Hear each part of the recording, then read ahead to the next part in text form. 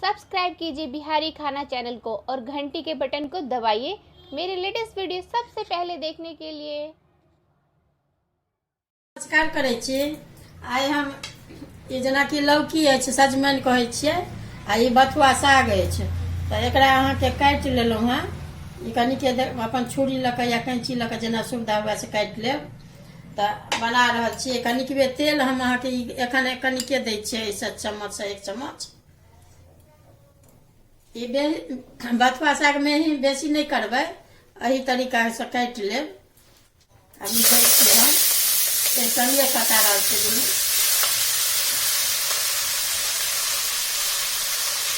जेना सजमनिमे अहाँके सालोके सागके जेना लौसर अहाँके बनेने छियै, देखेने छियै, तहिना ई बथुओ साग दऽ कऽ बनेबै ने तऽ बड़ नीक लागत। देखियौ 2 गो टमाटर अछि नमहर, ई संगे दऽ रहल छियै।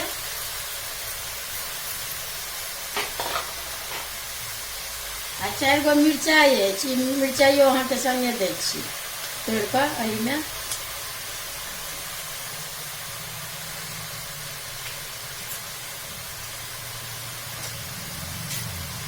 आ ई नून हरदि अछि एते, तऽ ई दऽ दै छियै आ झाँपि दै छियै मिला लारि चारि कऽ।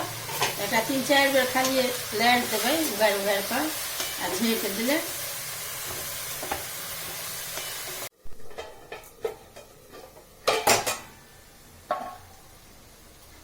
देखियौ ई एक बेर 2 बेर देखियौ केहन कते गलि गेल।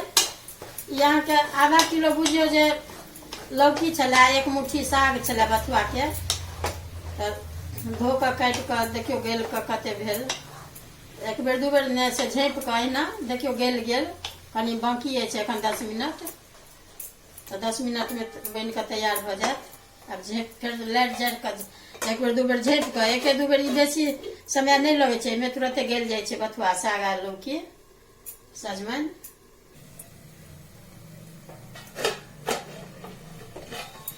देखियौ ई आब भऽ गेल, गलि गेल। देखियौ जेना धियापुता नहीं खाय चाहैया लौकी आ साग बथुआ, तेना कऽ मिला कऽ देबै ने नीक लागत। 1 बेर ई जरूर बथुआके साग देखबै बना कऽ सजमनि संगे। तऽ ई भऽ गेल, आब उतारै छियै, कनि फोरन एक रत्ती पकबै छियै।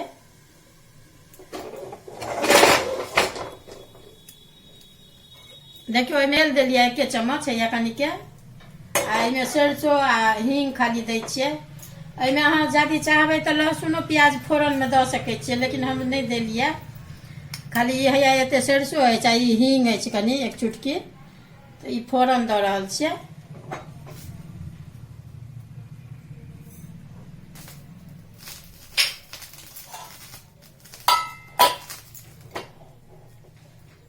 ई दऽ रहल छियै एहिमे ऊपरसँ।